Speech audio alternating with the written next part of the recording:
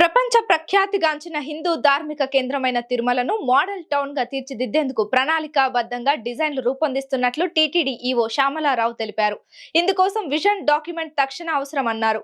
టీటీడీకి urban development and town planning wing ను ఏర్పాటు చేయాలని అభిప్రాయపడ్డారు. తిరుమలలో ఫుట్పాత్లను పాదచారులకు అనుకూలంగా మార్చడంతో పాటు ట్రాఫిక్ రద్దీని నివారించేందుకు కొత్త భవనాలు నిర్మాణాలకు మల్టీ లెవెల్ లేదా స్మార్ట్ పార్కింగ్ సౌకర్యాలు కల్పించాలని కోరారు.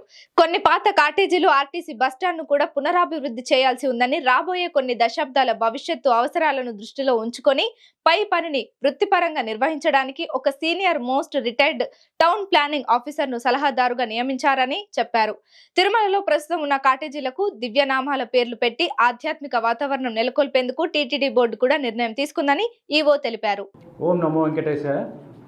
జూన్ నెలలో ఈవో టీటీడీగా ఛార్జ్ తీసుకోవడానికి ముందు మర్యాదపూర్వకంగా గౌరవ ముఖ్యమంత్రి గారిని కలిసినప్పుడు తిరుమల క్షేత్రాన్ని ఒక ప్రణాళిక ప్రకారం మనము అభివృద్ధి చేయాలి, తిరుమల క్షేత్రాన్ని అభివృద్ధి చేయడానికి ఒక క్లియర్ విజన్ ఉండాలి.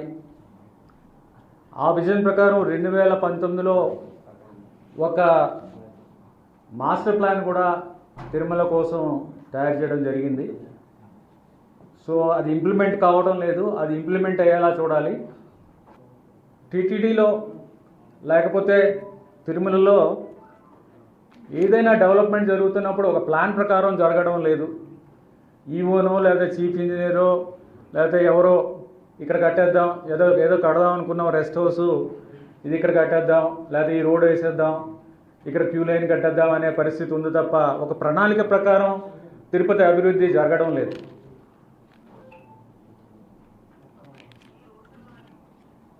తర్వాత ఒక ముఖ్యమైన విషయం ఏంటంటే,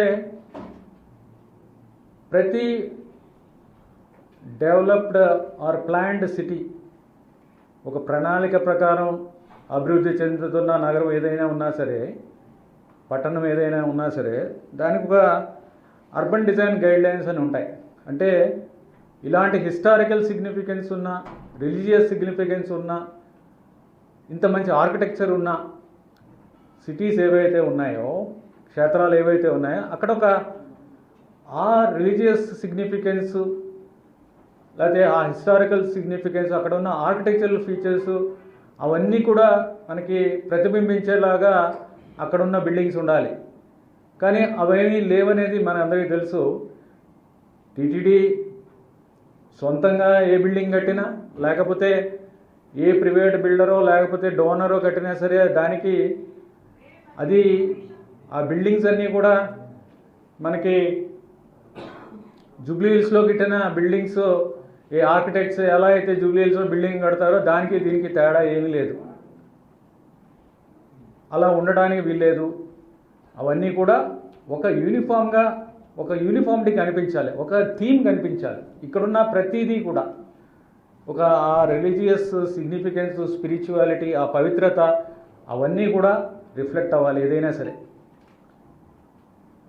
తర్వాత ఇప్పుడు పేర్లు కూడా చూస్తే, మొన్న బోర్డులో కూడా ఆ విషయం చర్చకు వచ్చింది. టీటీడీ బోర్డులో ఏమిటంటే, ఈ పేర్లు కూడా కంపెనీ పేర్లు పెట్టడం అనేది కరెక్ట్ కాదు. ఆ కంపెనీ పేర్లని, డోనార్ కాటేజెస్ ఏవైతే ఉన్నావన్నీ కదా కంపెనీ పేర్లు తీసేసి టీటీడీ నుంచే ఒక 100-150 పేర్లు ఇస్తాం. హిందూ ధర్మానికి సంబంధించిన పేర్లు లేకపోతే స్వామివారికి సంబంధించిన పేర్లు, ఈ పేర్లు ఇస్తే ఆ 150లోంచే వాళ్ళు సెలెక్ట్ చేసుకుని దాని ప్రకారమే ఆ పేర్లు పెట్టాలనేది ఒక ముఖ్యమైన ఉద్దేశం. అది కూడా బోర్డులో కూడా చర్చించడం జరిగింది, దాని ప్రకారం చేయడం జరుగుతుంది. తర్వాత ఇక్కడ బిల్డింగ్స్ ఏవైతే కడుతున్నామో పైన తిరుమలలో, ఇవన్నీ కూడా టౌన్ ప్లానింగ్ నామ్స్ ప్రకారం కట్టాలి. పర్మిషన్స్ అయితే తీసుకుంటారు మన ప్లానింగ్ వింగ్ నుంచి, అంటే చీఫ్ ఇంజనీర్ గారు వాటిని అన్నింటినీ అప్రూవ్ చేస్తారు గైడ్లైన్స్ ప్రకారం. తర్వాత అసలు ఏం జరుగుతుంది, ఎలా జరుగుతుంది, నామ్స్ ప్రకారం కడుతున్నారా లేదా అనేది చూసుకునే పద్ధతి లేదు.